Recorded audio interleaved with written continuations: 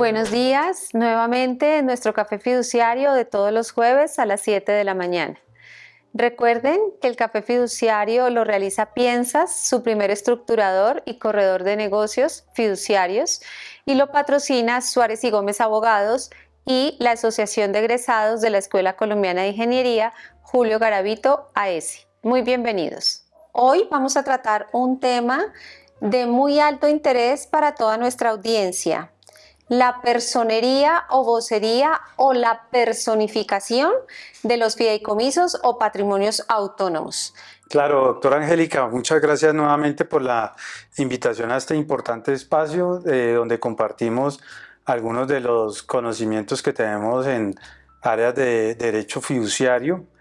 Este tema es muy trascendental para poder entender un poquito la dinámica, cómo funciona en la legislación colombiana el tema de personería que ejerce la fiduciaria frente a los patrimonios autónomos.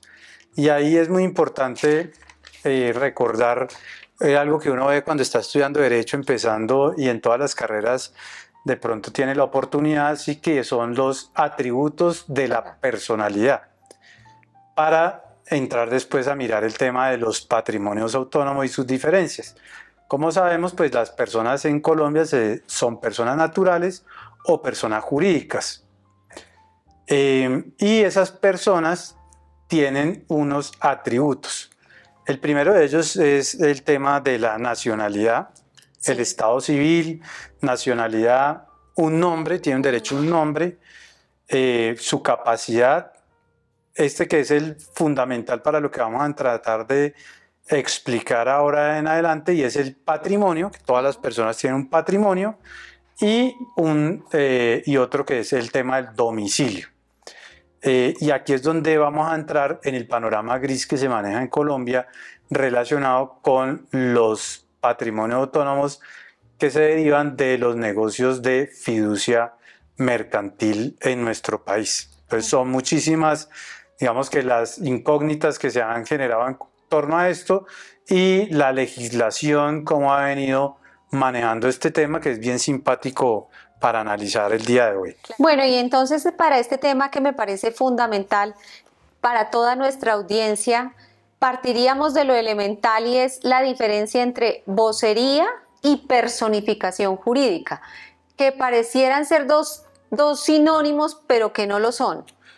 Sí, y digamos aquí es donde vamos a entrar a analizar un poquito lo que explicaba ahorita, y por eso siempre hago como esa introducción de los atributos de la personalidad, porque digamos en esto hay dos tendencias. Una que tiende o busca personificar los patrimonios autónomos, es decir, casi que darle la connotación, como se hace en otras legislaciones latinoamericanas, de una persona jurídica.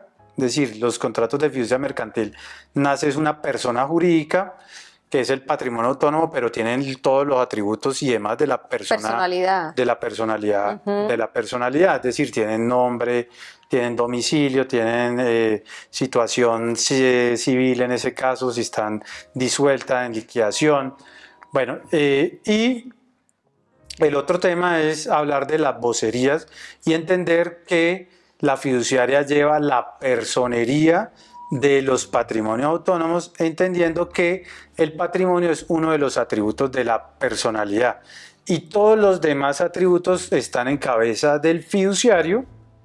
Todos los demás atributos están en cabeza del fiduciario, pero como siempre en nuestros contratos derivados, que llamamos contratos derivados, aquellos que se celebran en virtud o como consecuencia de la creación de un patrimonio autónomo. Es decir, los que va a celebrar finalmente el patrimonio autónomo, ponemos siempre, si es un contrato, por ejemplo, con el interventor, entonces ponemos que el patrimonio autónomo, la fiduciaria mejor, como vocera del patrimonio autónomo. Y aquí una frasecita que no se les puede olvidar nunca a los abogados que trabajamos en este tema, y es decir, por tanto, con límite de responsabilidad y garantía en los activos que conforman el patrimonio autónomo. Siempre en los encabezados, cuando estamos definiendo quién va a celebrar el contrato, una norma que no se nos puede olvidar es siempre decir cómo está actuando la fiduciaria, que la fiduciaria puede actuar en su propio nombre o, como lo estoy proponiendo en este caso, en esta contratación derivada, como vocera de un patrimonio autónomo. Entonces ponemos fiduciaria XYZ como vocera del patrimonio autónomo W y por tanto con límite de responsabilidad y garantía en los activos que conforman dicho patrimonio autónomo. Entendido. Es decir, que todo lo que pase en ese negocio, bueno o malo, va a incrementar ese patrimonio autónomo, no el patrimonio de la fiduciaria, que es donde tenemos siempre el tema de separación patrimonial, porque la fiduciaria puede tener varios estomaguitos, el propio y los de los bienes donde guarda los bienes de los terceros. Sin embargo, uno ve en la legislación colombiana que existen diferentes asimetrías como en las diferentes clases o ramas del derecho en el tema del manejo jurídico de los patrimonios autónomos. ¿A qué me refiero? Unos son los aspectos procesales, otros son los aspectos laborales, otros son los aspectos fiscales y otros los comerciales y los propiamente dichos del negocio fiduciario, es decir, los de la legislación financiera. En esa medida quisiera que nos explicara como esas diferencias o esas asimetrías de acuerdo con cada clase de legislación. Bueno, ahí yo siempre empiezo por explicar un poquito que en Colombia nos hemos dedicado a hacer normas sobre un tema que de golpe, si lo hubiéramos entendido desde un principio, con ese ropaje de personería jurídica, de la personería jurídica que lleva la fiduciaria frente a esos patrimonios autónomos, nos hubiéramos ahorrado muchas normas, mucha jurisprudencia sobre el particular. Por ejemplo, tocas el tema laboral. Entonces, siempre la pregunta es, ¿el patrimonio autónomo podría contratar, o la fiduciaria como vocera de un patrimonio autónomo podría contratar un empleado? Entonces hay una tendencia que dice que no, porque el Código Sustantivo del Trabajo dice que un contrato de trabajo es el que se celebra entre una persona natural o jurídica con otra persona natural. Es verdad. Con lo cual, pues, algunos exigen que la norma diga que tiene que ser un patrimonio autónomo que podría y facultar a ese patrimonio autónomos.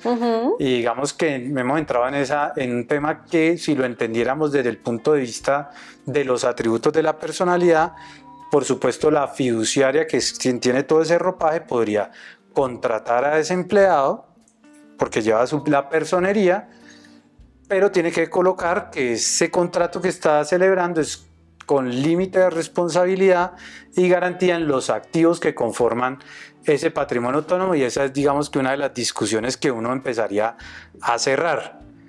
Pero como si fuera poco, en el tema societario pues hemos tenido hasta choques de trenes entre superintendencias, sociedades y financiera. Claro. Y era básicamente indicar si la fiduciaria como vocera de un patrimonio autónomo podría o no celebrar un contrato de sociedad o ser accionista de una sociedad. Sí. Y digamos que en torno a esto pues se han llevado 1000 debates que, nuevamente, si lo hubiéramos entendido desde el tema de que esto es un atributo de la personalidad y que todo lo demás lo lleva a la fiduciaria, pues no tengo que entrar a distinguir en la legislación que persona natural, jurídica y patrimonio autónomo, que es lo que viene como la tendencia legislativa hoy enmarcándonos. Finalmente, esa discusión parece haber terminado en una fórmula medio salomónica, en el sentido de un decreto reglamentario que se sacó sobre el particular, y en la ley de las SAS, en la 1258, diciendo que los patrimonios autónomos, aquí vuelve al tema de casi que personificar el patrimonio autónomo, porque ya no hablo de la fiduciaria como será el patrimonio autónomo, sino que hablo del patrimonio autónomo en fiducia mercantil, pueden ser propietarios de acciones en sociedades por acciones simplificadas, pero no pueden constituir el contrato de sociedad, que es donde está la otra discusión, que a mi juicio podría hacerlo si lo entendiéramos. Vuelvo a repetir, que nos quede súper claro a nuestro público en este tema un poquito técnico, Sí. y es entender que es un atributo que está la fiduciaria dentro de su marco de personería, de la personería que ejerce frente a ese patrimonio autónomo, pues ya ahí lo está desempeñando, y siempre la frasecita de cajón que se aprenden todos los abogados que están empezando en esto y los administradores de negocios para todas las comunicaciones que sacan alrededor de la fiduciaria. En aspectos procesales también sé que hay normas específicas para el tema de cómo se demanda en el caso en que hubiere un conflicto, si se demanda a la fiduciaria como vocera del fideicomiso o si se demanda directamente al fideicomiso. He visto esas dos tendencias, pero ¿cuál es la correcta? Bueno, aquí pasa de lado y lado, ¿no? Es decir, también hoy los fideicomisos, o sea, las fiduciarias como vocera de los fideicomisos patrimonio autónomos, también demandan a terceros. Y digamos que es algo que pues, se viene manejando desde hace mucho tiempo. Y cuando se demanda por parte de los terceros a la fiduciaria como vocera del patrimonio autónomo, que es donde siempre hacemos énfasis en todos los cursos que damos, y tienen que entender muy bien cuándo se demanda a la fiduciaria y cuándo se demanda a la fiduciaria como vocera de un patrimonio autónomo, y esa distinción es fundamental. Normalmente, y como para dar un tipcito del tema que después nuestros amigos de materia procesal podrán excavar un poquito más allá, sí. Es demando a la fiduciaria cuando como administradora cometió errores o encontré responsabilidad como administradora. Y demando al patrimonio autónomo cuando celebró un contrato y lo incumplió, por ejemplo. Okay. Tenía que firmar un contrato de compraventa y no lo firmó la fiduciaria como vocera del patrimonio autónomo porque encontró que no le habían pagado, tenían alguna situación particular ese patrimonio autónomo, o el patrimonio autónomo no pagó una obligación de un crédito que tenía en la fecha que tenía. Todas esas operaciones involucran los activos del patrimonio autónomo y no se puede confundir con los activos de la fiduciaria. Por eso, pues la tareita siempre del abogado es saber en qué actuación estuvo la fiduciaria como administradora o cometió un error como administradora, y en cuál lo que se comprometieron fueron los bienes de ese patrimonio autónomo en determinada negociación. Muy claro. Y ahora Perdón, bueno, sí, sigue. te iba a decir también que pues esto, como les decía al principio, pues todo esto ha generado abundancia legislativa, Claro. porque entonces pues esto no es un tema que todo el día manejen los jueces, ni nuestros tribunales, y digamos en el Código General del Proceso tuvieron que sacar una disposición diciendo que hablar específicamente de cuándo se va a demandar a un patrimonio autónomo, cuando un patrimonio autónomo es el demandante en un negocio particular. Entonces tocó establecer una disposición ahí para entender esto, que nos lo hubiéramos ahorrado todos y volvíamos al tema de la personería de la fiduciaria para actuar. Un tema que me parece que es fundamental, pero que además creo que genera la mayor cantidad de discrepancias de criterios y por eso fue zanjado por el Estatuto Tributario, es precisamente el tema tributario y fiscal. Tengo entendido que los patrimonios autónomos tienen NIT. Entonces ahí, ¿cómo se manejaría? Volvemos al tema de la personería jurídica. Bueno, acá hay un tema que ha tenido como mucho desarrollo desde el punto de vista legislativo. Entonces se inventaron un artículo que es el 102 del Estatuto Tributario, sí. Que merece ya, y sé que se están trabajando ya en legislación particular para dar mayores herramientas o dar una interpretación más genérica en este asunto. Han venido varias reformas tributarias manteniendo un tema. Inicialmente, hace unos 10, 14 años ya, las fiduciarias solo tenían un número de identificación tributaria para todos sus patrimonios autónomos. Digamos que esa era la norma que existía. Hoy esa es la norma general, porque hoy la legislación permite que en algunos casos, porque se generaban unas confusiones en oficinas de registro, en las oficinas estas del RUN para el Registro Único Nacional de Traspasos de Tránsito. Porque aparece siempre en un mismo número de identificación tributaria, pero resulta que bajo ese mismo número la fiduciaria puede tener 1000 patrimonios autónomos que se identifican con ese número. Y aquí voy a hacer un paréntesis devolviéndome otra vez a los atributos. Cuando hablamos de patrimonios autónomos y de fideicomisos, no hablamos de nombre, que es un atributo de la personalidad. Pero digo, siempre todos esos atributos los tiene la fiduciaria y solamente tiene un patrimonio autónomo ahí, que es uno de esos atributos de la personalidad. Pero el nombre debería ser el de la fiduciaria, pero con límite y responsabilidad en la garantía de ese patrimonio autónomo.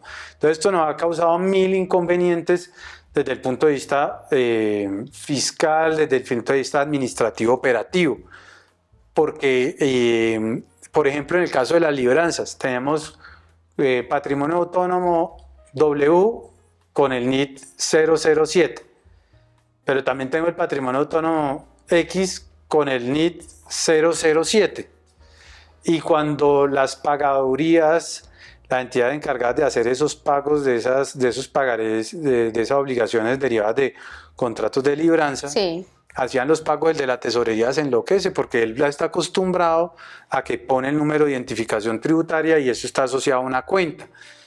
Entonces ahí también tenemos un rollo terrible, por lo que en ese tipo de negocios yo, digamos que mi política es, si va a hacer un negocio de libranzas, al patrimonio autónomo tiene que sacarle un número de identificación tributaria independiente, claro, y se evita 100.000 problemas. Además, porque los patrimonios autónomos pueden ser originadores también de pagarés libranzas, entonces ahí pensaría yo que con más veras deben tener un NIT independiente, porque si no, la confusión digamos, desde el punto de vista tributario, cuando se haga el reporte a la DIAN, es toda. Sí, y en temas de reportes a la DIAN, por ejemplo, digamos, veníamos hablando de estas disposiciones, ¿no? La primera, que antes era solo un número de identificación tributaria para todos los patrimonios autónomos. Hoy uno puede tener la fiduciaria uno genérico para todos los, pero si tiene un negocio especial, puede tramitar un número de identificación tributaria especial para ese negocio. Y ahí la pregunta es si la fiduciaria sí es proclive a solicitar un número de identificación tributaria solo para un negocio particular, porque lo que yo he visto es que no. Sí, digamos, pues para la fiduciaria asume un poco más de reto porque pues está acostumbrada a hacer todos los reportes bajo un mismo número de identificación tributaria. De acuerdo. Lo cual también en la práctica pues es otro tema muy complejo, porque ese artículo 102 habla de aspectos financieros y fiscales, financieros no fiscales, que debe reportarle la fiduciaria a la DIAN, que es otro problema que tenemos en la práctica. La fiduciaria no reporta información fiscal, sino información financiera de los patrimonios autónomos, porque recordemos que uno de los deberes indelegables de la fiduciaria es llevar la contabilidad de los patrimonios autónomos. Pero los aspectos fiscales tienen ese tema de transparencia fiscal para efectos de impuesto de renta, sí, y para efectos de impuestos territoriales, que te lo voy a explicar, digamos, tratar de explicar de una forma muy sencilla, y es que en estos patrimonios autónomos la transparencia fiscal se entiende que todos hechos generadores de actividades susceptibles de ser impositivas en materia de impuesto de renta y de impuestos territoriales se graban en cabeza del fideicomitente y o beneficiario de los patrimonios autónomos. No se graba en cabeza del patrimonio autónomo y por supuesto no de la fiduciaria, pero no se graban en cabeza del fideicomiso. Y hay un tipcito más, siempre pregunta de preparatorio para nuestros estudiantes de los diplomados, y es: ¿en qué caso un patrimonio autónomo debe declarar renta? Okay. Y pues la respuesta que siempre les digo, pues está en ese mismo artículo 102, que ya amerita y necesita una modificación integral, tratando de tener una doctrina para eso o una legislación muy clara, que no nos deje en ese panorama gris que tantos pleitos y actividad legislativa nos empieza a generar desde muchos aspectos.